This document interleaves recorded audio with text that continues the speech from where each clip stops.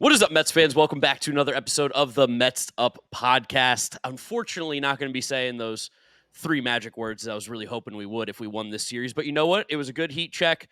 The Astros are a better baseball team than their record shows. The Mets might be a better baseball team than their record shows. But at the end of the day, they did end up losing this series. So we're going to talk about everything that went on between Candelita singing on the field and dropping OMG on Friday night, which is an absolute banger.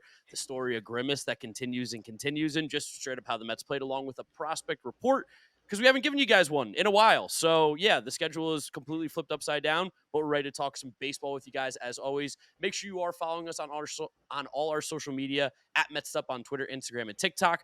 Go subscribe to the Mets'd podcast YouTube channel if you want to see the video version of this. And if you're listening to us, Apple Podcasts, Spotify, Google, drop us a rating, drop us a review, download and subscribe. Remember, if you give us a review, we'll read it out and shout you out on the podcast towards the end of the episode. But James, we had a long day yesterday. A lot of baseball, long night out. How you feeling today? I feel great. I mean, we had a great day yesterday. Wonderful day at Citi Field. Happy to meet some of you guys there. It was my first game in a few weeks, which was nice. Met the legend Isaac, my boy, for the first time in a while. Isaac's the man. Hung out with our boy Clay McKitts all day too. He's his dog. And then we had a great night. We had a great celebratory night on the town, New York City, West Village, the best there ever is. But it's a shame that this team lost on Sunday, and it killed a lot of the vibes that we would have had heading out of this series had they won a game where there was a big comeback, team really dug deep, you had chances to win the game in extra innings, and you feel the effects of the Edwin Diaz suspension loom so large in these last two Mets losses. So it's not like I'm upset about it, but it just would have been such a great way to bookend this incredibly gay Grimace June for the Mets if they could have just won one more game and one more series against the Astros. It is funny how just like calling the team gay is like coming back, but it's not in a bad way. Like it's a very progressive way, and I like it. I like it. The gay Mets were great, but the gay Mets are over. It's going to be July 1st when you guys are listening to this. We'll see if the team how long they keep up the pride logos on all their stuff. I don't know if they're going to be quick to switch that or not. But 12-01. I mean, listen. They're winning games. Keep it going. Keep the vibes up. I'm here for whatever it is. But yeah, like you said, it would have been great to have won this series. These were winnable games that, like you said, got away from us because of the Edwin Diaz suspension. And I don't want to like point fingers and make excuses or anything like that, but it made me feel better that we lost because we got fucked. Because I mean, he cheated. That's kind of the right thing to do for a guy who cheated. Like I think it's pretty safe and obvious to see that he had some sticky stuff on his hands, and this is probably the right decision that they ended up making, but it really killed this team, especially the last 2 days. Like, what was it? Matt Festa? No, Matt Festa? Which one was it? Matt Festa. His brother David's on the Twins. I don't think they're brothers. I'm almost positive they're brothers. I know David's also from this. David went to Seton Hall. I think it's just a weird coincidence. Yeah, they're both from the Northeast. Baseball Reference has no listing of him being his brother. Let me check MLB.com. They might be quicker if it ever loads up. Yeah, they're not brothers. They're not brothers at all. But he is from Brooklyn, Matt Festa. And he grew up in Staten Island, went to St. Joseph by the Sea, which is funny. His hometown team apparently grew up a big Mets fan. Just sucks that he just totally just blew the game wide open. That night, that 11th inning too also got away fast, and it was a bunch of singles, which was the theme of the Astros the whole game. And then there was the double down the line by Trey Cabbage. Trey Cabbage had actually a really nice series. Trey Cabbage hit the ball really hard multiple times. He's a good athlete in the outfield. He hit that double down the line past Vientos, where Vientos probably just should have and could have knocked that ball down. It was smoked, but they showed the replay, and Keith was critical of Vientos' defense, where Vientos was like jumping into his ready position, which we heard footwork wasn't great. Yeah, him and Beatty say has helped him a lot improve their defense this year. They said something Lindor helped him with, but he jumped late. And Keith broke this down really well, that when the ball was made contact with, Vientos was literally like an inch off the ground. So he wasn't planted, and he was a second late for a ball that didn't get past him by very much, but then was hit so hard it got all the way down the line and let the run score. So just frustrating, and not like just to have lost that game again. And then just the way they lost on Saturday too, after building a big lead and then blowing it on the one shot and then not being able to go back. And there's a time in the series between Saturday and Sunday where the Mets, I think, went 11 straight innings without scoring a run. Yeah. And Sunday they were no hit until the 6th. So it wasn't like the cleanest game ever. It wasn't one they exactly should have won, but he just had the opportunity to do it in that bottom of the 10th inning. He couldn't. And it kills the vibes a little bit. It does. It really does. Yeah, it definitely does, but it's good because now we're in July. It's a new month. The vibes of June are over officially. I think. Is this the end of Grimace, James? What do you think? I think it is. It's definitely not the end of Grimace. Maybe it should be the end of Grimace spiritually, but we were at Citi Field on Saturday. There's Grimaces everywhere. Yeah, no, I think the idea of like the Mets record since Grimace, like I think that thing is officially over. I think it seems like Grimace is going to stick around the team like with the fans who have bought the suits that they're wearing, and I'm sure it's gonna be like a novelty thing that Grimace is around, especially with the City Connect jerseys being quote unquote having some purple in there. But otherwise, I don't know, man. I think the Grimace stuff is over. I think same thing. June's over. It's time to move on. Let's find our next weird thing. Well, we had another weird thing today. We're going to actually talk about real baseball in a second, but just another weird thing that came up. Matt, Intern Matt is going to have the Matt Minute coming up later in the episode. He showed me this. Did you see the parakeet in Citi Field today? There was a parakeet in Citi Field today? There was a blue parakeet in Citi Field. Matt's looking blue? up. I might have busted the Matt Minute. I'm sorry, but no, he said no. He said no. We're good. Blue parakeet in Citi Field. Someone during the rain delay basically like shouted it out, called it to attention, and the parakeet's owner came to Citi Field and retrieved the bird. What? Like, before the game even ended. That's how long the rain delay took. Oh my God, that's crazy. Yeah, the rain delay was unbelievably long. It really wasn't even raining that hard in Queens for most of it, which was confusing, or at least in Astoria. It looked like it also poured in the field, but that rain delay was such baseball blue balls. That was crazy. The fact that we were coming up bottom of the ninth inning, ready to go, and then just everything was gone. Gave the Mets a huge break because it made Josh Hader unavailable. Still wasn't enough to get over the line, but just, I don't know, trying to talk about the series more as a whole, it felt more like this is a bit of an incomplete team that's going to fight to be 500 rather than a team that like should be hardcore buyers at the trade deadline. Yes, I was ready to say, if like on Saturday when I thought they were going to win, I was ready to be like, how are they going to trade these guys? How are they going to break this team up? Like even the vibes of Candelita, and you saw the video before the series started where they're up in the Piazza Club and he's singing his song and all the guys jump in and dance. I'm like, damn, these guys got vibes now. Like the vibes are incredible with this team, something that they've been lacking for a year and a half. I was like, how are you going to break it up? Because like Severino was a big part of those vibes, jumping in there and just guys that might not be a part of this team maybe at the end of this month.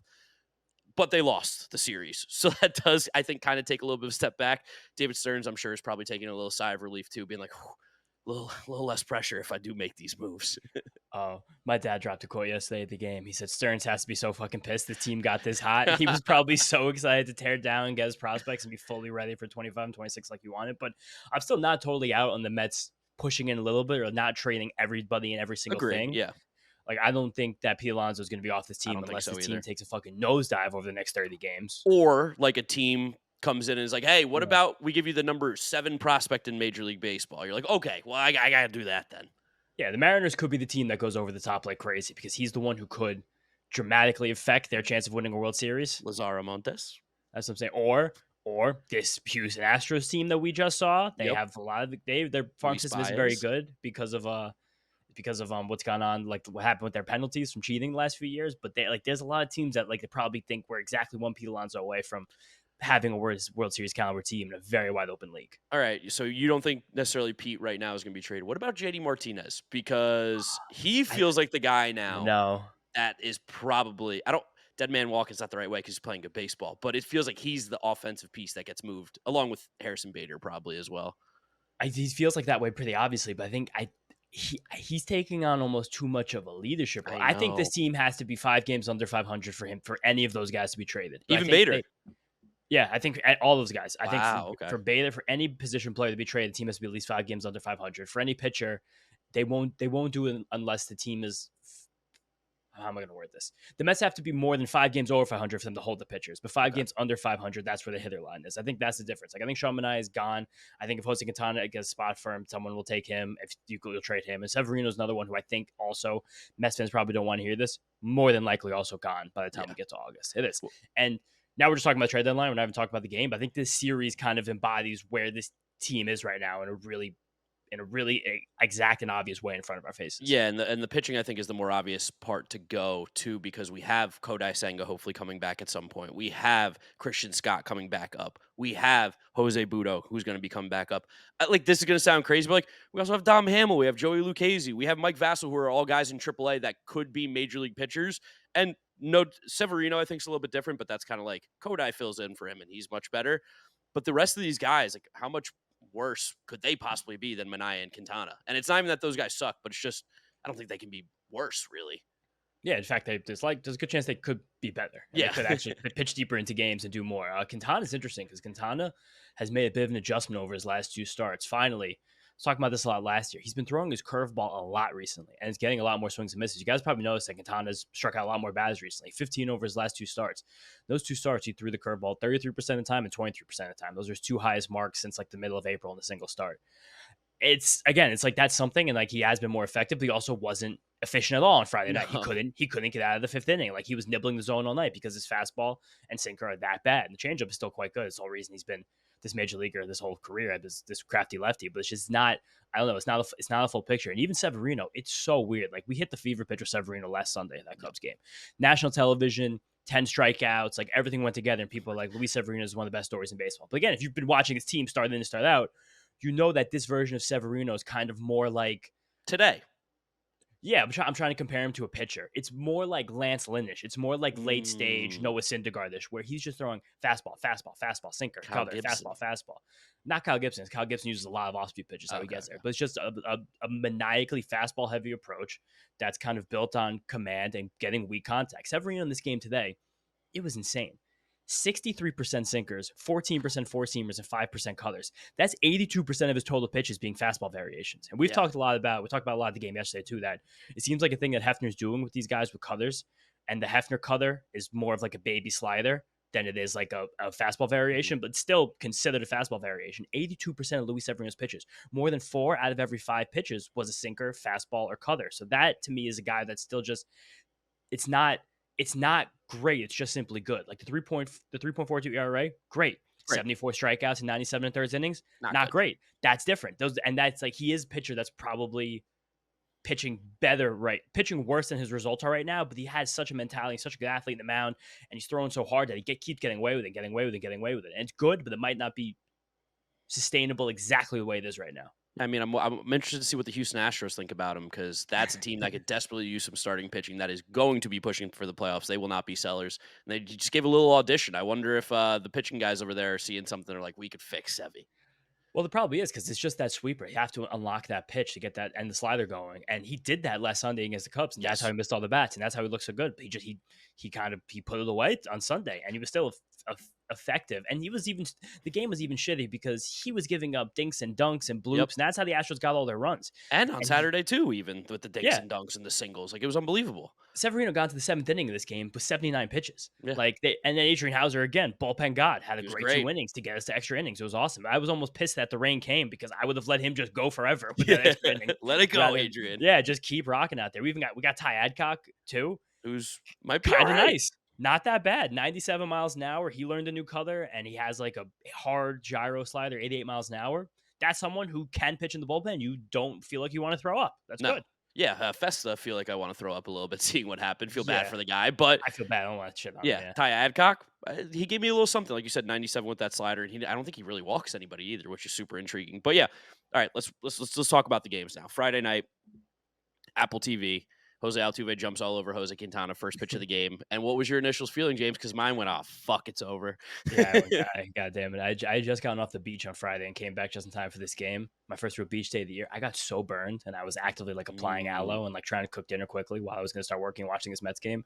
And I was just like levitating off my couch, like trying to find like a comfortable spot without my back touching the couch because it was so horrible. But solid home run. I was like, all right, this is not going to be a good game. But it wound up being a good game. Again, Quintana just dropped that curveball on them and wound up pitching fine, and it took a while, but the Mets offense came alive and did what they needed to do. And big, it was Mark Vientos, it was Pete Alonso, and it was fucking Brandon Nimmo, the 3 horsemen of the gay Grimace Mets. Yeah, no, it was really nice to see that they did fight back in this one after being down early. You mentioned, how about Tyrone Taylor too? I forgot McGill too.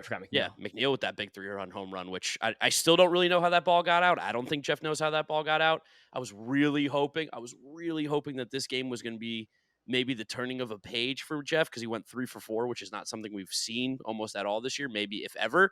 It was not. I don't think he got a hit after Friday night, which is pretty disappointing. But Tyrone Taylor, too, is a guy that I was a little bit critical of recently as a possible DFA candidate. He's been hitting for a lot more power as he's been playing more with Marte out. Looks like maybe it was just a consistency thing for him. I don't know. I was also looking at the total wrong box score. The guys I mentioned, Nimmo, Vientos, had no hits Yeah, in I the game on was. Friday. I was thinking about Sunday. I'm scatterbrained right now, but I was like, it's the, Alonzo Taylor and McNeil, brother. yeah, I was totally incorrect. The Jeff thing's interesting because he didn't play Sunday with lefty Framber Valdez on the mound, but he came back in. I didn't play Saturday with Framber on the mound. Came back Sunday, and he didn't have any hits. But he did have 3 hard hit balls, which I think he is.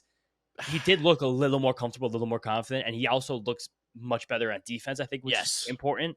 He did cut that ball off, though, on that double that DJ Stewart made the throw. Was that Trey Cabbage, too? Or was that No, Singleton?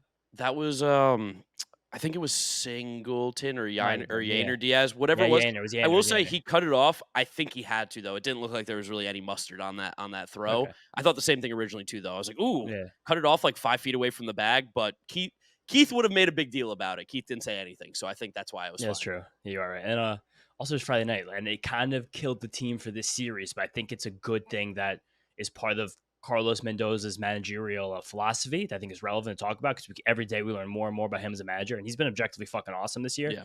He cares about the game he's playing, not the next game. And I think that's a really relevant, important thing because I know Buck was criminally bad at this, where he would always care about the next game. He was always trying to thread the needle, where ask the Orioles fans.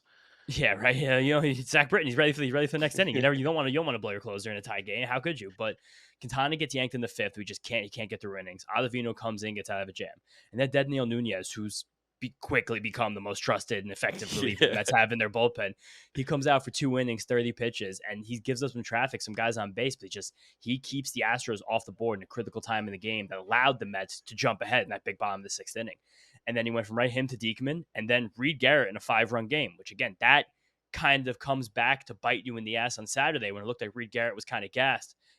But he only threw 15 pitches the night before. It really probably wasn't that. It more of like the wind and him trying to grip that splitter, but you could just see that even with a big lead, even a big lead had been built, Mendoza's like, I'm going to use my closer in this game. I want to win this game. I want to make that happen. He did. And again, we're learning more about Mendoza as we go along here. Yeah. No, we were super critical of Buck of not being or he was very careful.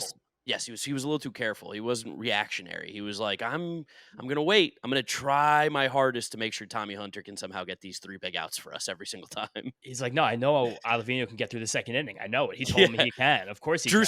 Drew Smith, I know you can do it up down, even though all year you've been terrible at it. Also, shout out Drew Smith. Tommy John surgery, that sucks. Drew Chains, legend of the pod. One of the first nicknames I think we ever came up with on the pod was Drew Chains. Yep. And super nice to us when we met him. He follows me on Twitter, super friendly, interacting with him and stuff. Yeah. Probably never going to throw a pitch for the Mets ever again, which that sucks. That's a shitty way to go.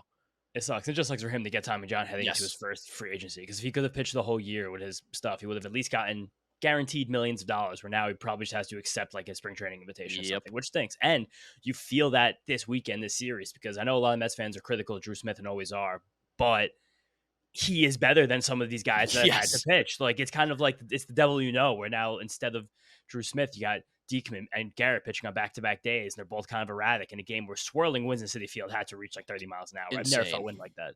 But that compared to the wind at Shea Stadium. But great to win the game on Friday, but you push the chips in. It kind of not cost you the game on Saturday, but made the game Saturday more difficult to win. Yes, because dude, it all comes back to Tylor Megill.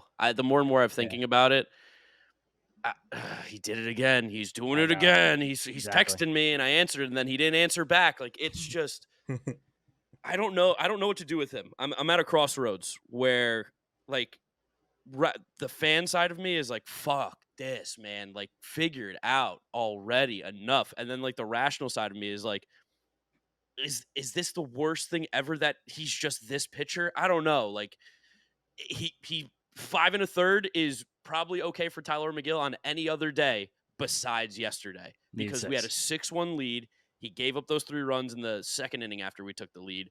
That kind of killed the whole vibe as well. Kept the Astros right back in the game when you had a chance to bury them, a chance to bury the Astros. He needed to give us more length than that in a game that should have been an easy coasting for him, and he just wasn't able to. And again, it comes back to the walks. It came back to some of the bloops, which really aren't his fault. But the walks, they kill him. He can't be walking. When he's not aggressive in the zone, and we've talked about this many times on the podcast, when he's nibbling, that's when he's at his absolute worst, because he just doesn't have good enough stuff to get people to chase at a rate where he can nibble and get away with it, like you've seen with some great pitchers in the past who don't throw as many strikes. Yeah, it was just totally erratic with the fastball. Like, it's hard to tell in the stands, but it just seemed like he was refusing to elevate the ball, and it seemed like he just couldn't exactly dot that pitch. Really, any of his secondaries once he got to two No. strikes. He did get some strikeouts, but just a struggle to put guys away, and that's kind of why he's tried to like circumvent not the best stuff in the world by saying, I'm going to throw everything. I really did like his curveball too. We're talking about his curveball a lot Yeah. at the seats because it looked really good. He was throwing it to both righties and lefties. It got him out of a few jams.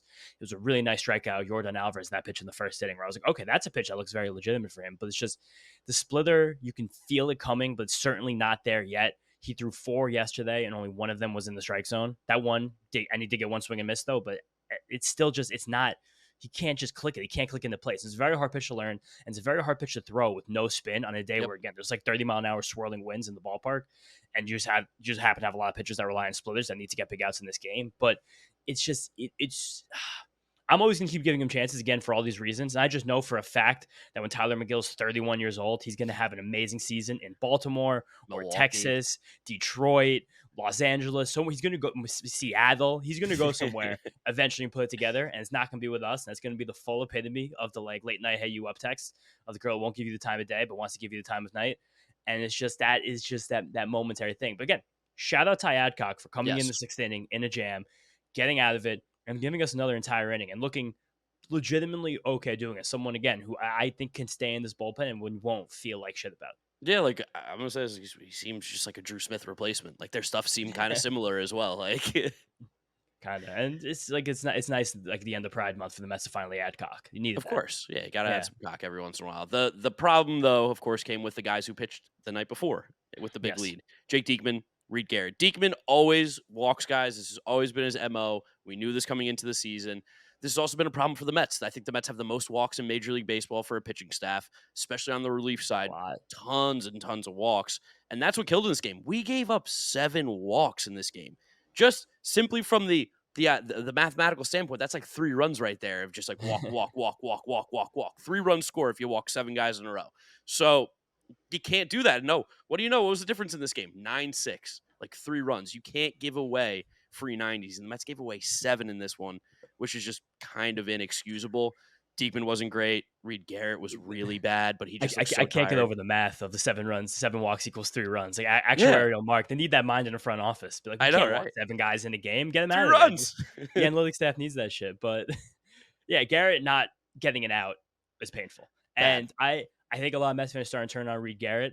I think I see Matt slowly nodding down there in the bottom of the screen. But like it's a shame that Reed Garrett was a guy who's like a great story, a diamond in the rough, a gem, and now like, oh, go be the closer. Yeah, that's fucking hard. Like that's really hard. I thought I was going to be in middle relief. Now I'm the closer. Brooke Raley's gone. Edwin Diaz has been gone and then come back, and now he's gone again. Drew Smith's gone. Adam Ottavino looks dead, horrible. So like, this is a guy who we're like, all right, worst case scenario, he's like 4th in pecking order in the bullpen, and now it's like, you are the stopper, you are the closer, you have to go be great. And he's like, I'm good. I might not be great. And I think he's fine, but just those at bats were brutal. He couldn't let. Because he flipped the order around. I'm trying to remember now between the Vizzies. Was the Bregman hit? It was the Bregman hit. Yeah, Bregman had a great series. And you got to shout out a guy like Bregman. We don't get chances to see a lot of these players up close very often. Bregman, Altuve, Yordan Alvarez, and we miss Kyle Tucker. But Bregman made the big error on Friday night that allowed the Mets to take over that game. He botched the ground ball right before Jeff hit the 3-run homer. And Alex Bregman never does that. No. Alex Bregman is one of the surest things in baseball over the last 5-7 years, like since he's been in the league. And then Saturday, he gets the big hit to bring the Astros up. And then Sunday, again, he had a good game, had a great defensive play on the Luis Torrenza dribbler. That was a guaranteed hit. But that's what good baseball players do. They go down and they pick themselves up. And we've seen that a lot with this Mets team this weekend. But those two, Altuve and Bregman especially, like that is special what those guys have. What they've been able to do with that Astros team, that dynasty. Altuve still gets booed, Bregman doesn't. That's a weird paradox that goes on. Yeah. Keeps us like, so they boo Altuve, not Bregman. He's like, they were on the same team. That was they were together. He couldn't understand. And Altuve publicly is like the one guy they're all like, he didn't want to do it. He was not interested. Bregman was like, fuck yeah, I'm cheating. But yeah, of course. No, it's just a good baseball team, good baseball players, and like you said, really just good heat check, litmus test series for the Mets team, because we were riding very high. The Friday night shit was unbelievable. It was crazy, yeah. Fucking Friday Jose night can't Iglesias, delete it. Yeah, ripping. It was cool the Mets kept it under wraps, and apparently they said they weren't going to do it if they lost, which is the right way to handle that. That's I'm going to stand up and clap for them there. That's big growth for the New York Mets. It's major organizational growth by the Mets to not promote their their backup in utility infielders concert and Pride Night. But who's going to steal the job from the guy they're paying $60 million to? yeah, yeah, just like that was like such a high moment for this team because like you had Tia Alex going to the Mets, like handing out Pride stuff and like being on the field before. Like Pride Night was great. I had actually many gay friends who wound up at that Mets game, and it was cool to see them like I'm going to go to this baseball game because it's Pride Nice. Night. And then the concert and fireworks and Jeff McNeil hitting the homer and just all this shit coming together. And then after the game, you have everyone going crazy with the vibes. Social media was buzzing again. Steve tweets after the game like, "Oh, there's something real special happening to this team right now." Everyone's dancing, and then exactly you get to these games on Saturday and Sunday, and they get blown in kind of gut wrenching fashion. You're like, okay, this is a good moment for everybody to settle down. Now you're starting a 4-game series against a team that's right next to you in the standings that you have to beat. You have another one over the weekend with someone right next to you in the standings that you have to beat. Just refocus, re-energize, get the shit back together because you need to. The fun stuff is fun, but it's only fun if you keep winning. Yes. Yeah. And I mean, shout out Jose Iglesias, by the way. What was amazing? 3 for 4 on Saturday in his start. He's hitting 425 with a 990 OPS, which is just so funny. He's hit for a high average before, so that's actually something that he could just do. He could hit 300 this year for sure. But we also know it's all with a grain of salt. I know people are calling for him to play a lot more over Jeff. Play the hot hand. That's what it is. Just play the hot hand any chance you can. Iglesias has also been so good in the field too. He's so smooth out there, second base and third base. Yeah, awesome. And it kind of became a bad spot for the Mets on Saturday because when they were winning by in late in the game, they took out Vientos for Iglesias. And then I think that spot never came up back in the order, but it almost came up back in the order in the time when the Mets were down. So it was jump the gun. But then also you had the game on Sunday where if Jose Iglesias is playing third base at the extra inning and not Mark Vientos, you might have stopped that ground ball. He probably does actually stop the ground ball. It's a hard thing. And Vientos is still amazing. Vientos should honestly be a fucking all-star. He's playing awesome. That well. That home run on Saturday was great. But it's just it's a dichotomy. It's an incomplete team. It's a team that's it's good and not great, and that's how they have been. It's how they were built. And it's just we got very high, we got very low. There was a great tweet that I sent you overnight about, I don't remember if it was from Mets'd or if it was in our personal. See if you can find it in your DMs because we talked about this Mets team being a 500 team and that being like where they truly lied. And I just figured they would kind of hang around 500 all year.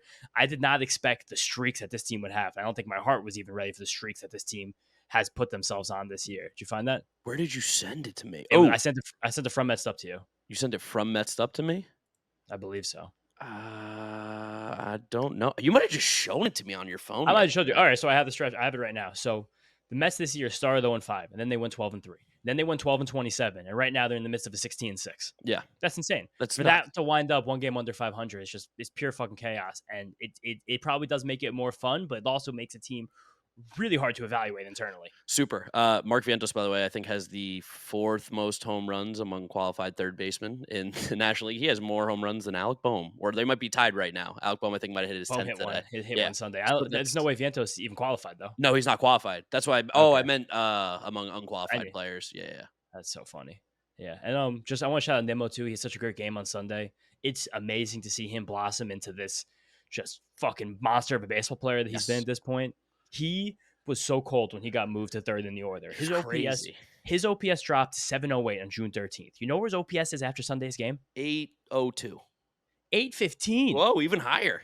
Over 100 points up. And today exactly was the Mets' midway point of the season. Yep. It was the 81st game. And Brandon Nimmo's on pace for 26 homers, 30 doubles, 106 runs scored, 100 RBIs, and 10 stolen bases. And that was with a 3-week stretch and the rough start to the year. So he's had a month and a half, kind of like Francisco Lindor too, of just being bad. Yeah, I think he started the year like Lindor, 1 for 30, and then in the middle there, he just forgot how to hit for 10 straight days. But dude's a monster. He's a fucking stud. Happy we found this line of construction that works really well together. And now again, it's just about just keeping the head above water and trying to find a way to get through this easy stretch, as Anthony Tacoma put it wrongfully. Horrible omen, horrible vibes right there on that one. I'm going to read the tweet. What Anthony Tacoma said. You're going to get a little media marvel here on Sunday. One bit of solace with Houston in their rear view. The Mets are about to embark on their easiest stretch of the schedule all season.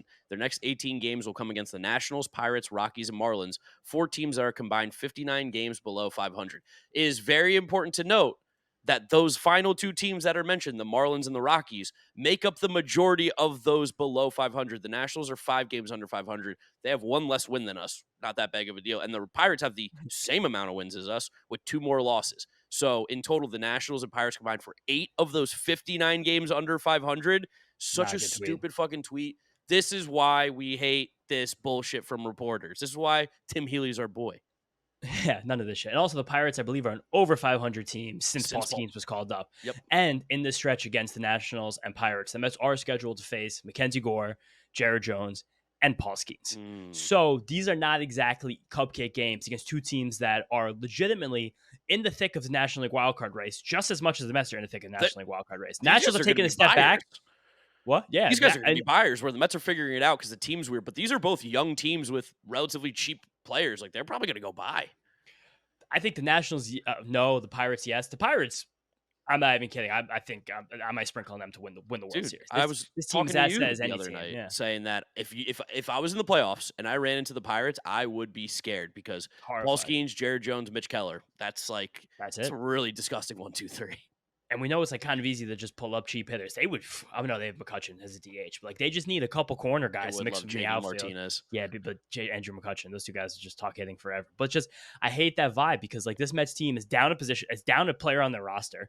They're not, no one pitches into the 6th, 7th inning besides Severino, and they're still hitting well. But it's clear that they're not on a different level than this Nationals or Pirates team. It's the Spider-Man meme. They're looking at each other, pointing at each other. It's like, oh! That's what I'm saying. The Marlins and Rockies, those two teams fucking suck. They 100%. Yeah. But now going into this stretch, this is like the Mets, the Pirates, and the Nationals. Someone is going to kill someone else in this series. One of those three teams is not going to be a buyer, is not going to be in the playoff race when the stretch is over. I don't think it's going to be the Mets, but it could be the Mets. I hope it's not the Mets. So just shame on Tacoma for being like, okay, we're good. We're back. These are bad teams we're playing. No, we still are not that good of a team. We're under 500. Yeah, that was bait. That tweet has like 200,000 views in an hour. So, I mean, he knows what he's doing. He's getting the clicks. Good for him. But God, I fucking hate when people do that. Oh, we got the easiest. Remember what happened the last time we had the easiest stretch of our schedule? What was that, September 2022? Yeah. And then I think last year in June, too, is when we totally fell apart in May. Yeah, Tigers. It was like Tigers and Reds. These guys suck. And then you lose every game. But all right, we never learn. All right, let's go ahead. Talk about prospect report. We haven't given you guys one in a minute. So we're going to go through a lot of guys here. Getting started off with Jet Williams. Some injury stuff here. Basically, lost season, got the wrist surgery. Doesn't seem like he's going to play at all this year, if even for a second the rest of the year. Maybe a few weeks at the end of the year. But we'll see how he recovers. Drew Gilbert is on track to play within the next 3 weeks, which coincides beautifully with the trade deadline. Yeah, wish he could have been playing now, so he would be ready to be called up when the trade deadline comes around. Might make it easier to move a Harrison Bader type player, but we'll see. Or he probably would have been up with this team with Marte going on the IL last week instead of Ben Gamel. It's a really good chance that would have just been Drew Gilbert's audition to be the everyday outfielder in this team, which would have been great. But now it sucks they had to strain his hamstring the first week of the season because he was buzzing so hard off the end of last year. It's just painful. But now for updates on players playing. Wanted to get the 2 top prospects out of the way first. Luisangel Acuna. Have to lead off with him because if you tweet his name, if you're Joe DeMayer, if you're Michael Mayer, you tweet his name, bang, 50,000 impressions, bang, bang, bang. He's hitting this over this amount of time. He has a 300, 370, 4 triple slash in his last 13 games. All really great. And Luisangel Acuna actually has had a very, very solid June. 300, 352, 420 triple slash, all really good. Also very important, 7% walk rate, 16% strikeout rate. If he can keep those strikeouts and walks where they are, the type of hard contact that he makes consistently, that's a good baseball player. But you guys heard that line, 300, 352, 420. That's a 772 OPS. That was only good for a 101 WRC plus in AAA over that time, where the league average OPS is right around 770 itself. So Acuna is playing well, but he's still chasing too much pitches out of strikes and he's chasing about 34% of the time. The league average in Major League Baseball is about 28%. I don't know what it is in the minor league. I'm sure it's higher, but he's chasing more than average, and he's still not able to lift the ball, and he's not able to really get to his power. He still hits the ball hard consistently. A lot of balls in play over 100 miles an hour near the top of AAA in that, which is good because just a lot of contact, a lot of balls in play, and he's fast. 7 for 11 in stolen base attempts this month. I think he's up to 26 stolen base on the year down there, which is a great skill. But the things that he had to get better at to take this jump, to go from a guy who's like a fringy top 100 prospect and a fringy major league regular to someone who could be a legitimate major league impact maker immediately, he still hasn't done that. And that's kind of where I keep running into this problem with Luisangel Acuna. Let me be devil's advocate here because you're going hard on Acuna and you are mentioning things. No, I know. Him. He's good. Yeah. And you're mentioning things like he's got to lift the ball more. Sometimes that's just not going to happen. Like maybe he doesn't have to lift the ball more. Like that's something Brett Beatty has to do because he doesn't have the athletic ability like a Luisangel Acuna. Mason Wynn doesn't lift the ball at all. And granted, he is a killer shortstop, lights out over there and throws the ball 100 miles an hour. But offensively speaking, Acuna's got way higher ceiling already than Mason Wynn does because Mason Wynn hits the ball like a little girl. He doesn't hit the ball hard at all. So, like, for Luisangel Acuna, I can see why. And to be fair, again, I hate doing this because I love Jeff, friend of the pod. But we paid Jeff McGill $60 million, and he didn't do any of that stuff ever. So also three more years. Yeah, I'm saying, like, he didn't do any of that stuff ever. I'm not saying we cut Jeff McNeil, but the idea that Acuna needs to change the hitter he is, right. I think, is not necessarily fair. If he's hitting 300, like, again, not a batting average podcast, but you kind of have to just go with that at some point. If he's hot, he's hot. Totally, but my point is with a guy like Acuna, where like he changes his value prop a lot because he does hit the ball hard by actually getting to like even 15 home runs a year. Where right now he's not, Sure. he's not even 10 home run a year guy. And if he's not a 10 home run a year guy and his approach isn't that great, that's just probably not a major league regular. That's my point. Like I still think he's a valuable player to have on a roster. I still love my comp of like of Dominican with Merrifield. Yeah. That's what we're doing here. Venezuelan. I forgot the Acuna's for Venezuela. I always think they're Dominican because I remember Ernie got me the Venezuela Acuna. I was like, "Can you get me a Venezuela jersey when you're down there?" He was like, "Yeah, totally." He comes back with an Acuna jersey. I was like, "Are you kidding me? I'm not going to wear this. I hate this guy." Could be Luisangel now. Yeah, Ronald, not Luisangel. It was Ronald jersey. It was before the trade, but. Something else relevant about what's going on, Luisangel in the minors right now. I just have my brain just stopped working for a second. God, he's not playing second base regularly. Correct. In these games. That's the bigger deal. He hasn't played second base in a week. He has 37 games played this year at shortstop, 19 center field, and 18 second base. And actually, it was one more 20 at center field because he played center field Sunday afternoon before those stats updated. So the Mets still don't even. Because that also hurts his value if he becomes a second baseman long term compared to a shortstop or a center fielder. And you talk about Harrison Bader getting traded. That maybe makes some sense too for him to go up. If you could defensively play center field, it makes a lot of these offensive deficiencies not feel as important anymore. Correct. Yeah, because Harrison Bader, I know he's like hitting well. He's doing good now. Yeah, he's doing well, but like we know he's not much of a hitter really at the end of the day. Better than league average, all you have to do when you're a fantastic defensive outfielder. Exactly. And Acuna might be, or he might be a good shortstop. And the shortstop doesn't matter as much for the Mets, but that's where he's playing right now. That's where he has the most value. So speaking of another prospect we got during the trade deadline last year, Ryan Clifford. What a weird season this is because he's got an 830 OPS, but he has a 175 average, 9 home runs, 8 doubles, 3 singles. Like insane. What do we even do with this? What do I do with this information? I've never seen anything like it. Dude's not getting cheated. He's up there taking hacks. And it's just, we talked about it a lot with him. It's extreme patience. We thought that was a Brooklyn thing because we know that contact for left-handed hitters in Brooklyn isn't that valuable. The ball just dies in the wind on the beach, literally the fucking beach Cyclones play on. But the patience has come with him back to AA now, where between his walks and his strikeouts, they almost account for 50% of his plate appearances. Yeah. That's a high number. And like walks in the minor leagues don't translate super well to walks in the major leagues, where strikeouts kind of do, especially swinging strike rate, which I actually didn't check that for Clifford. I'll check that now. But it's this ultra passive approach where maybe, again, it's just him waiting for these pitches he can crush. But then it's also, that's not a method that's going to keep working. He's also still 20 years old in AA. He's a baby. It's amazing where he's gone here. And I know Mr. Clifford's going to be listening to this because he listens to everything. So hello, Mr. Clifford. We think your son's a great baseball player. Well, everything that Ryan Clifford does.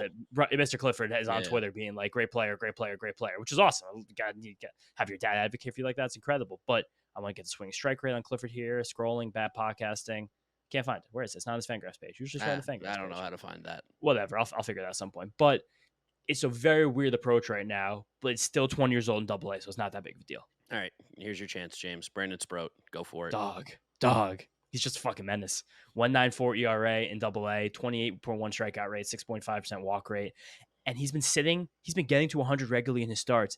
And he maxed out at 101.5 miles an hour. It's gross. 101.5 miles an hour. It's fucking insane. It's like, it is the Christian Scott path from last year where people are kind of talking about him maybe jumping up and getting to the major league at some point. I think it's going to be this full season AA, exactly like Christian Scott did last year. And just be ready for an early summer as long as everything goes well. Brandon Sproat jump into major leagues next year because he's super fucking good. He's one of the 5-6 best pitching prospects in all of baseball right now, hands down. James, find you someone that loves Brandon Sproat like James loves it. Pitching lab, baby, we did it. Shout out James Stearns. Speaking of the pitching lab, Nolan McLean coming off his best start in AA, 5 innings, 5 strikeouts, a walk, and 1 earned run. He hasn't had those like eye-popping results that we saw in Brooklyn in A-ball, where you were like, oh my God, Nolan McLean, this guy's so fucking sick. But 26% K rate, 6.2% walk rate. That right there is still Awesome. really, really good for a guy who is still a two-way player as well and still really learning how to be a starting pitcher. He was a reliever in college, so this is all still brand new stuff to him. And if we could see a lot more of the numbers, unfortunately, Binghamton doesn't get a lot of StatCast stuff. I'm sure we could be a little more excited than we are, but we are very excited. Totally. And I gotta check back up with my buddy Prospect Tilt and see if he's been charting these games. Guys, I want to know how much McLean's working in that third pitch, if he's just going fastball demon sweeper, fastball demon sweeper. The C changeup, the C cutter. That's kind of the relevance with Nolan McLean right now. The next guy we're gonna talk about is how much you're mixing in other stuff. Also, as a hitter, looks very overmatched. Maybe they shouldn't keep going because he has a 50% strikeout rate again in AA, where these are actually guys who are going to be in the major league compared to Brooklyn. It's like most of these guys probably might not be in the major league. So there's a lot at stake here for him as a pitcher. Keep hitting if you think it helps the process, but just, I don't know. Maybe this is the last year Nolan McLean hits. I don't know. Jonah Tong. Jonah Tong, man. Jonah Tong is getting together a little bit in Brooklyn. It's coming together. It's coming off his best start down there in Brooklyn. 6 innings, 11 strikeouts, 1 walk, 1 earned run. He had a huge blow up on June 1st where I don't even think he got out of the first inning. But since then, he's really found the groove in Brooklyn. And I'm happy about that because Brooklyn is an easy place to pitch. So definitely want to see Jonah Tong not just pitch well, but dominate there and stay on this fast track that we thought he put himself on in St. Lucie. But the 4 starts since his blow up, which includes some not so good starts in between, but also just very good ones. 4 games, 21 innings, 29 strikeouts, 8 walks, 3.00 exactly ERA. That's a guy with his curveball, with his fastball, with developing. I think gyro slider, color, whatever he's got going there. But again, we can't see that because he's in Brooklyn right now. We don't got this information. Really confident in Jonah Tong. I had someone, I don't remember if it was I met someone at a game or like on the street or something, maybe a Twitter DM. It was like, I haven't been seeing anything about Jonah Tong recently. What's going on with him? I was like, yeah, because if the Mets prospect people can't get the impressions, they're not going to tweet about the guys playing poorly. So it's like, oh my God, Jonah Tong, 11 strikeouts, bang, 20,000 impressions back. But yeah, if you're not hearing about one of these prospects, and if we're not doing the prospect reports regularly, it's probably because they're not playing well. You could safe to assume that on Twitter. Correct. More guys on the pitching side here. We got Blade Tidwell and Dom Hamill both pitching in AAA, both having a weird AAA season. I think for both of them in different ways. Weird. Like they just eliminated the ABS right from AAA games, but there's the challenge system is still in place. So like technically ABS still exists, but only if you challenge a call. Blade Tidwell, it's been weird. He like strikes out some guys, but then he walks 5, and he also doesn't go very long into games. His velo's also been all over the place with the fastball. All over the place. He's thrown up to almost 99 miles an hour this year, which is pretty impressive, but it's sitting 93, 96 at times. Just a little inconsistent. And maybe, again, this is just part of the growing of a minor league pitcher of like, he relatively has flown through the minor league ranks, like since the Mets got him. So I think at times this year when we were talking about Blade, I was getting really excited. I was like, wow, if he keeps this up, we're going to see him at the major league level. I think it's another one of those, like, let's slow down. Let's just let him work through his stuff, get better, trust the pitching lab. Yeah, Blade also is a fun one because his secondaries look really good. Like slider, cutter, changeup. These are all legitimate pitches, but he just goes up and down so much by the fastball velocity. Because we've talked about this thing that he has this steep action on his fastball where he's a big guy and he comes at you downhill with it. And if it's 96, 95, like he's crushing people. But on the start Sunday where he walked 5, struck out 7 in 4 2/3 innings, only allowed 2 hard hit balls because he's still very good limiting hard contact. That fastball only sat 93, 94. So it's just a start by start thing for Blade where he has that max velocity of 99. So him sitting 95, 96 seems super attainable, but it's just not something he's maybe able to do just consistently. And maybe that's just getting stronger. Maybe that's just conditioning. We don't know. Yeah, I wonder. I don't know if I can explain this properly, but I wonder if there's like a difference in almost how much height he gets on, like when he's throwing harder or not. It feels like IVB. Yeah, well, not necessarily, but like because like we said, he does throw downhill a lot, right? So I wonder if when he's hitting 96, 97, when he's hitting those, if he's getting on top of the baseball more, and when he's lower, he's actually not getting on top of it more, which would that be better for IVB? Am I understanding that correctly? If he's not on top of the baseball, that should theoretically give him a better IVB. I guess theoretically, but his IVB also, I don't think matters as much because of how he releases the ball. Well, yeah, because he's so over the top and downhill, and he's not a big high in the zone guy. Like he keeps that fastball low. He almost treats his 4-seamer like a sinker, where he gets a lot of weak contact with. Like that's that's like his jam pitch. Yeah, it's a heavy pitch. I'll ask friend of the podcast TJ Stats about that, and I'll see what he has in his data, maybe about Blades like release points with the velocity. See if we can find something. But I'll have that ready for the next episode. Dom Hamill just came off his probably best start of the year. He went 7 innings in AAA, 9 Ks, 3 earned runs, 1 walk. again, super weird because AAA just changes the rules during the season, and they have their own made up stuff. The data still likes him. He still has 4 pitches that seem to be pretty okay.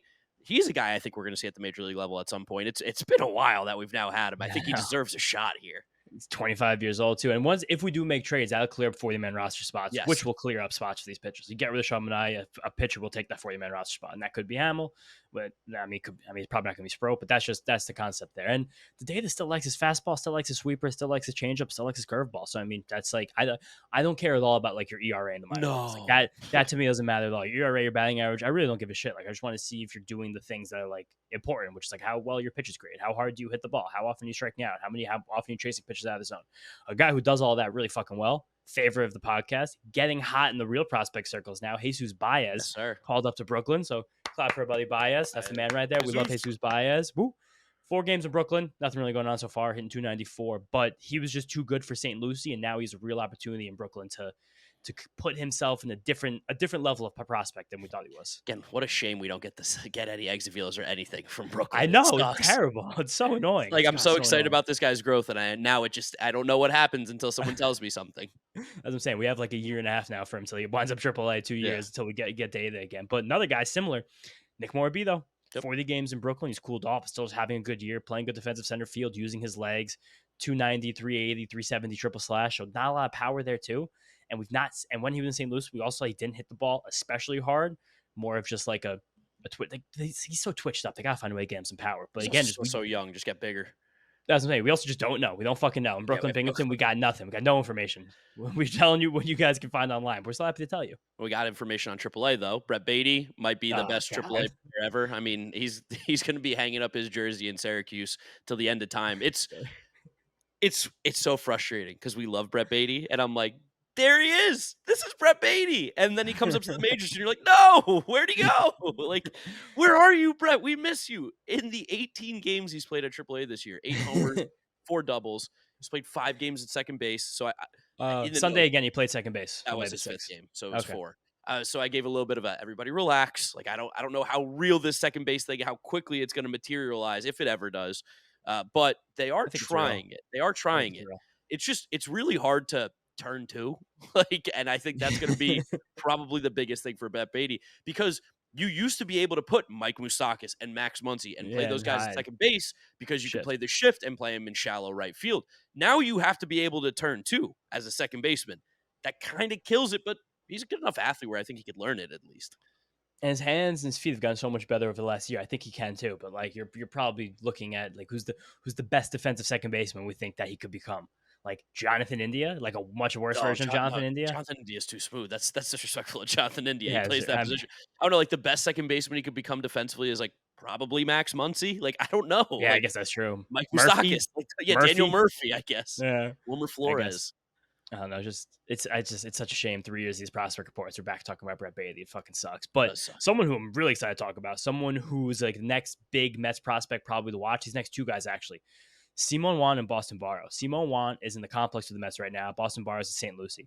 Simon Juan is simply too good for this complex. I think the St. Lucie team is too strong right now that he doesn't really have a spot, but 7 home runs, 23 RBIs, 859 OPS, and 10% walk rate down there, hitting the ball very hard. Simon Juan famous in the spring training for, I think, hitting 2 baseballs over 110 miles an hour against AA pitching. So this is a guy that, again, we should be excited about. And Boston Barrow, sneaky draft pick last year. The Mets drafted under slot, paid him over slot.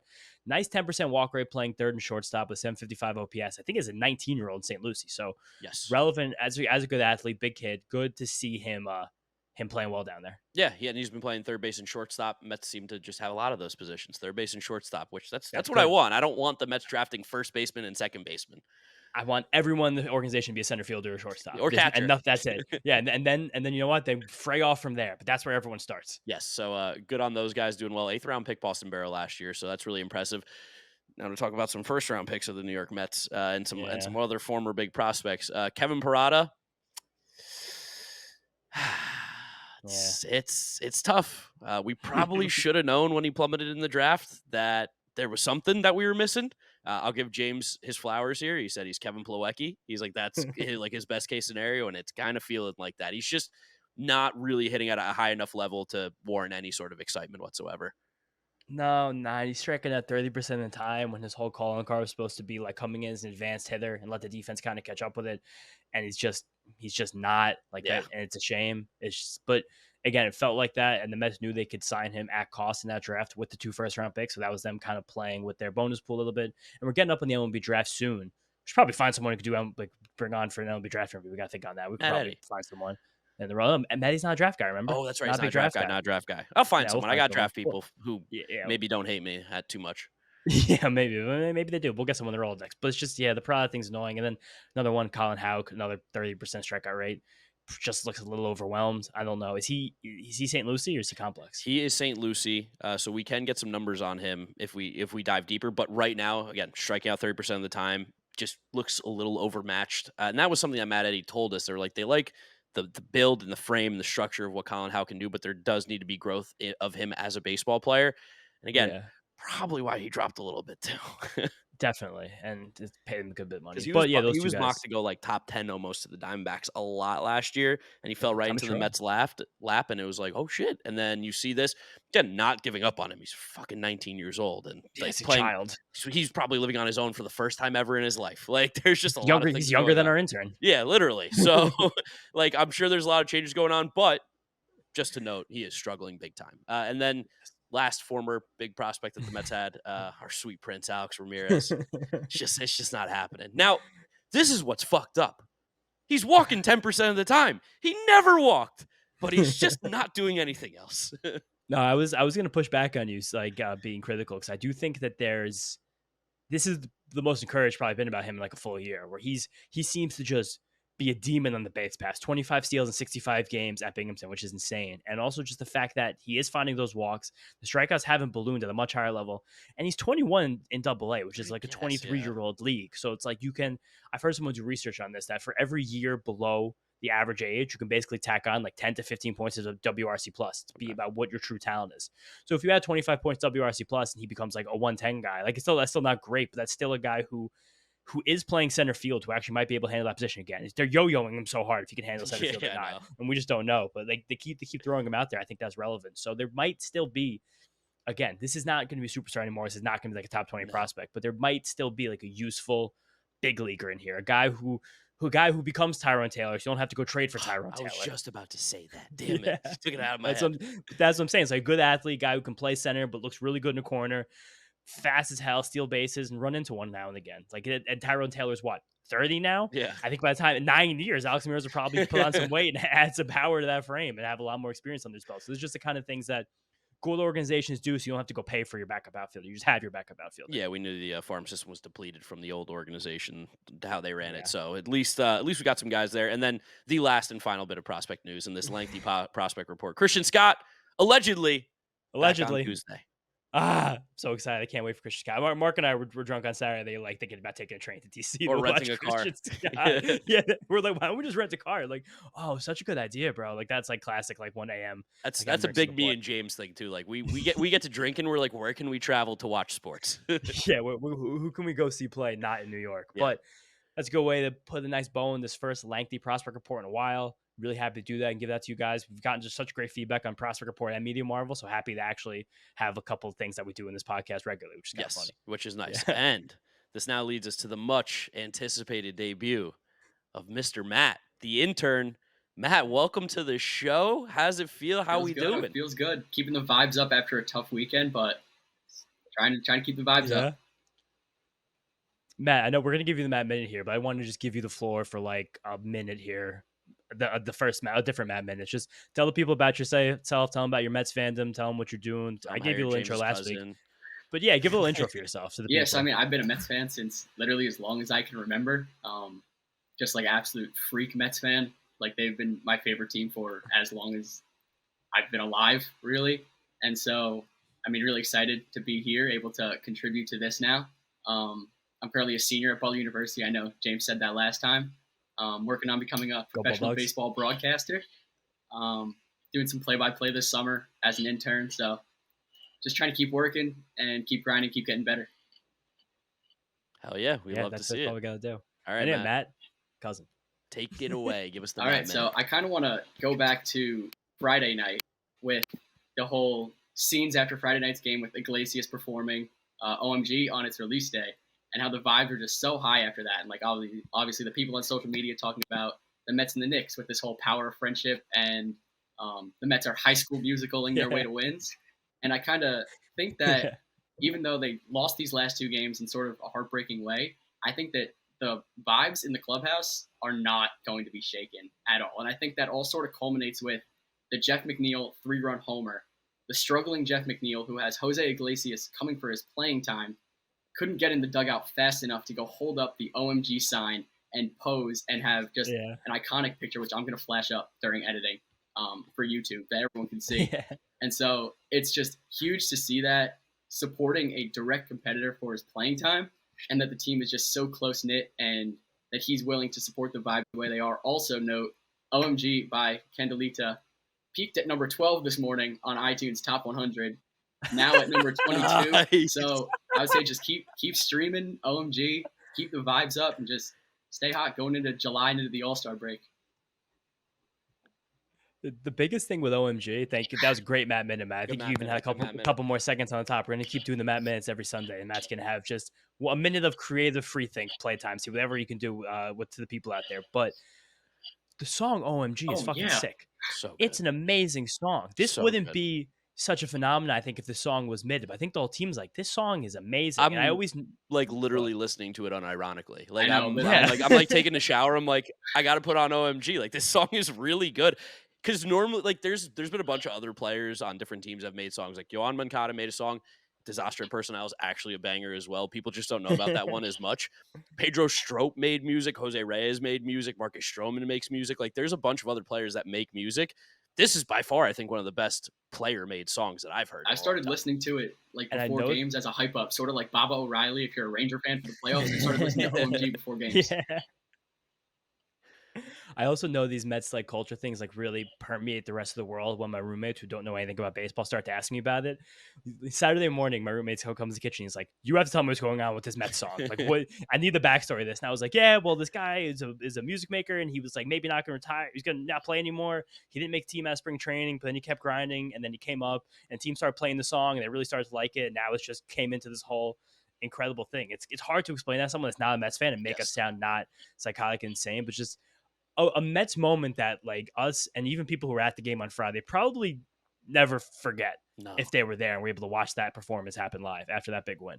Just really hope it doesn't turn into the Timmy Trumpets fiasco that we talked about. Overdoing it. But Matt, thank you so much for the Matt Minute. We are now going to get into the Nationals preview here. We play them, like you said, I think 7 of the next 12 games or 11 games we play against the Nationals. 7 games in the next 11 days. Also, one more thing I want to talk about, just the vibes from Friday real quick. So apparently after the game on Friday, David Lennon tweeted this out. DP David Lennon, legend. The Mets caught a raccoon inside the tunnels. Oh my God. On Friday night with the vibes. Insane. And he said it was the size of a border collie. Maybe there was a raccoon. Who knows? Wait, the size of a border collie? That's what he said in the tweet. Raccoons are dope. There's some huge raccoons at the outskirts of New York City. Yeah. Wait, no, border collie it's not a huge dog, but it's a dog. It's like a 50-pound dog.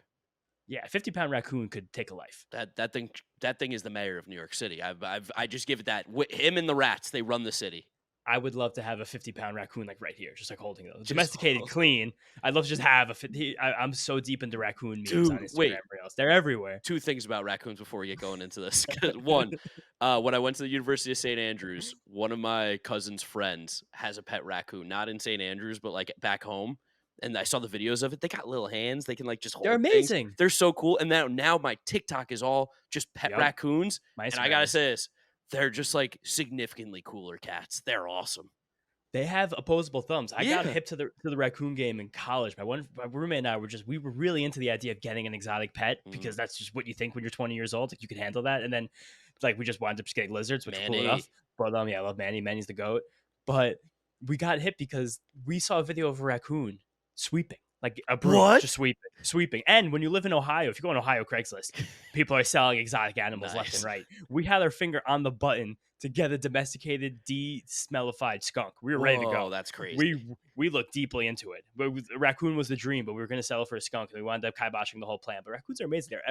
I think they're big pets in like China, because all these raccoon memes have Chinese text. But yeah, I saw them eat Jello. They were just eating Jello cubes, and they're just like slurping it up. I'm like, this is like a little dude you're hanging out with. This is awesome.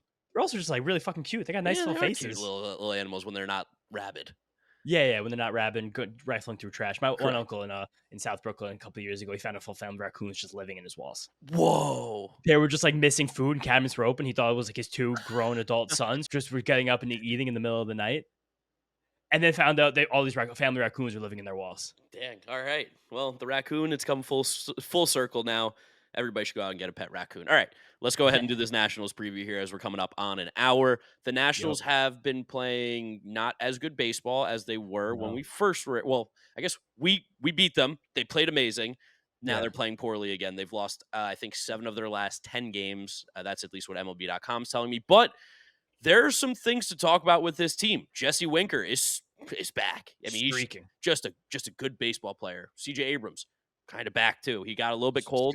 Getting really hot again, 141 OPS plus right now. Lane Thomas, since coming back, has been really hot. A guy that James has been very high on for years and years and years. And now he did the thing. He got traded by the Cardinals as an outfielder, and he's become a very good player. That's what goes on.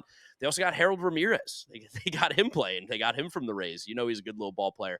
But the real conversation is on the pitching side, because the Nationals are a little stupid, but they might just be stupid enough where it's working, because Jake Irvin, really good pitcher.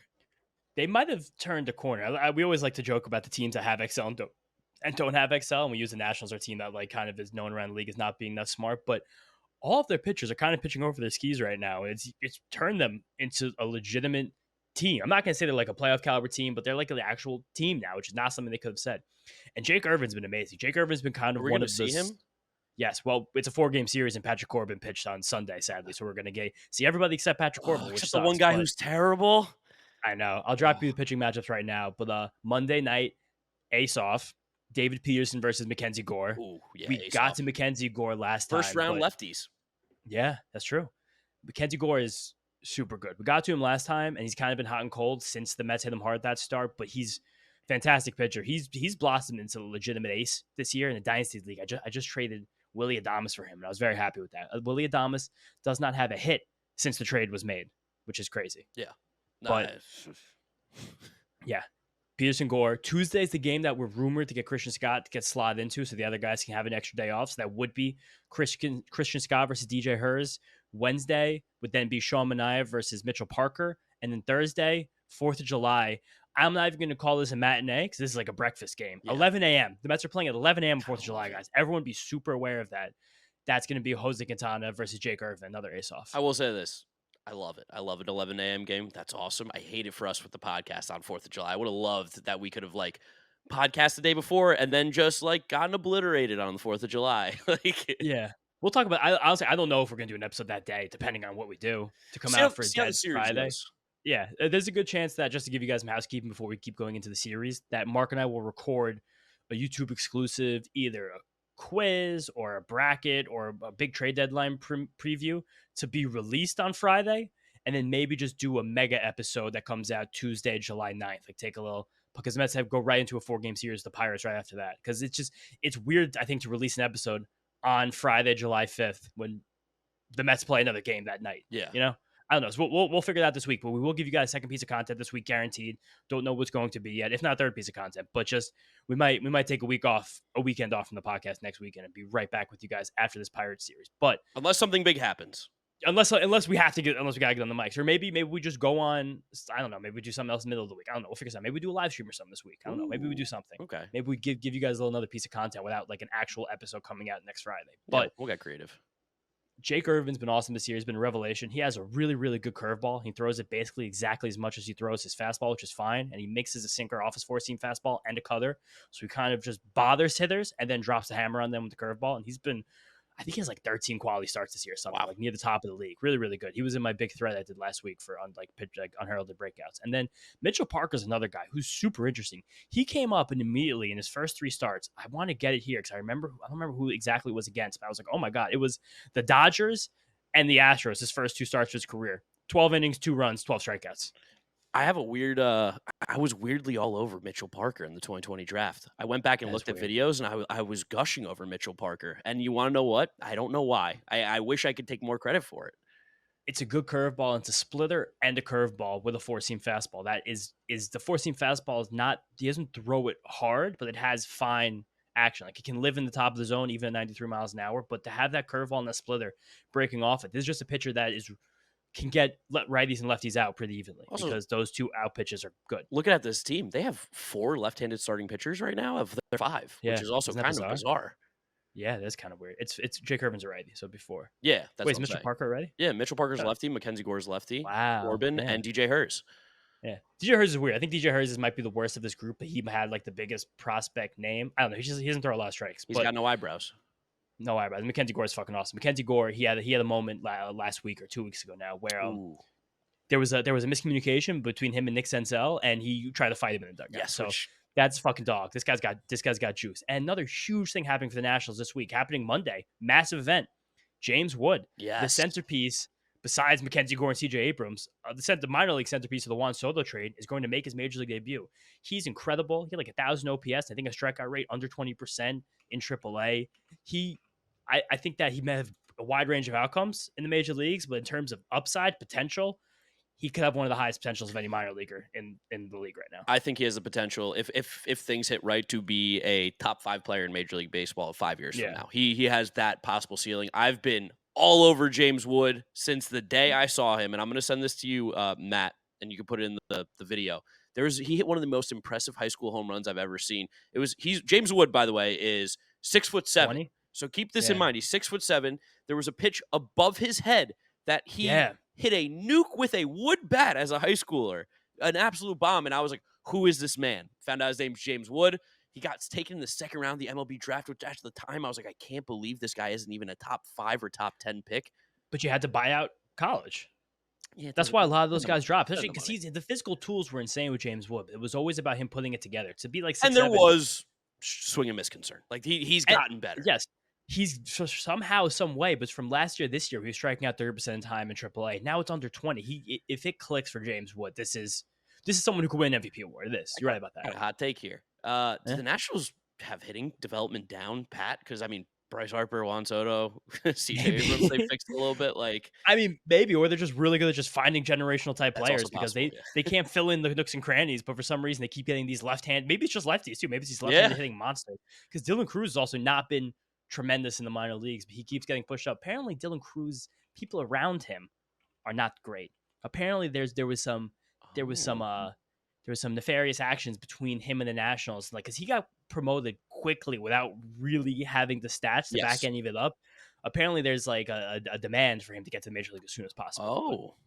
That could have also been a reason that maybe he didn't go number 1 overall, but that's beside the point. Regardless, James Wood making his debut. Awesome. He's going to be awesome. He's going to hit a home run this series that you're going to drop your jaw. Yeah, and crazy stat about CJ Abrams. He's having a really nice season, becoming a hell of a ball player. The month of May, guess how many walks he had? 2. 1. Wow. The month of June, guess how many walks he had? 1. 11. Wow. All right, 2 ones. So him being a little more patient as a super athlete, someone who's getting to more power, really good ball player. That Juan Soto trade changed their entire franchise. Oh, it saved them. I mean, which is crazy to say when you trade away Juan Soto, but I mean, look at the Padres. They got fucking nothing for him, so.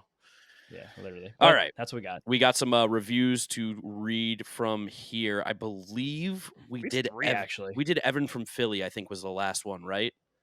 Yeah, we have 3 from Matthew Rumble Ponies fan, Sam G, and Owen. All right, I'll take Matthew Rumble Ponies fan here. 5 stars, excellent and easy to follow. Shout out to you, Matthew. I love this podcast. I can miss a series, and I know Mark and James will tell me everything that happened in visual detail. It's great to hear their unbiased and sometimes biased thoughts on the team. The upload schedule is perfect. Thank you for that, Matthew. I appreciate it. James, you want to take from Sam here? Yeah, I'll take Sam. Sam's my boy. Sam's a fellow Buckeye, just graduated, and we like literally almost exactly. I baby. All the exact same teams. So we always just DM about shit.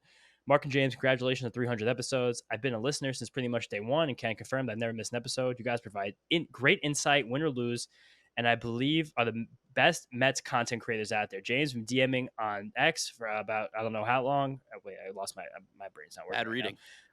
Horrible reading. Bad vouching for Ohio State here right now. Hey, go Bucks. You always take time to respond, which I appreciate. Lastly, I'd like to say, go Bucks, OHIO. Cheers, 300 more, Sam. So thank you for that one, Sam. And then the last one comes from Owen3859. I guess the other 3,800 Owens were taken. Best pod around. 5 stars. Appreciate you, Owen. This is easily the best Mets podcast around. I've been listening for years, and you guys are so much better now that you don't need to censor yourselves. Thank you for spreading the truth that Francisco Lindor is an elite baseball player, unlike the rest of these New York media clowns. Sal Licata. Keep up the good work. Thank you, Owen. Appreciate you. And again, any of you guys that want to get a shout out on the podcast, drop us a review, whatever you want to say. We will read it as long as it's appropriate. And we appreciate all you guys showing the amazing support. James, you got one more thing? I was going to say, we'll read it as long as it's appropriate and has 5 stars. Absolutely. You guys can roast us. You guys can ask us questions for the podcast. We'll read 5 stars ones. We're humans. Oh, that's true. Yeah, that's true. If you want like appreciate a funny, weird shout out. Yeah, 5 stars are great. Any 5-star review, it's guaranteed read. Not a 5-star review, you gotta be really funny if you want to read. but I'm not challenging you guys. No, we want 5 stars. This is bad, James. This is bad. I know that was bad. I shouldn't have done that. 5-star reviews. 5-star reviews. We'll read a 5-star review. That's you're tired. It's late. You've been doing a lot of writing this weekend. Yeah, tons. All right, guys. Thank you so much for listening to this episode. Make sure you follow us on all our social media at Mets'd on Twitter, Instagram, and TikTok. Subscribe to the Mets'd Podcast YouTube channel if you want to see the video version of this. Last episode, banged. We appreciate you guys. It's sick to see the numbers getting bigger and bigger on there. We almost had as many views as subscribers. That's awesome for a small little channel. If you are listening to us, Apple Podcasts, Spotify, Google, drop us a rating, drop us a review, download, and subscribe. Follow James on Twitter at James_Shiano. And I'm Draftneck Mark with a C. Thank you all for listening and watching, and we will catch you maybe after the National Series. I don't know. Subscribe to the YouTube. You'll find out. Peace. We'll let you know, but thank you guys. Peace out.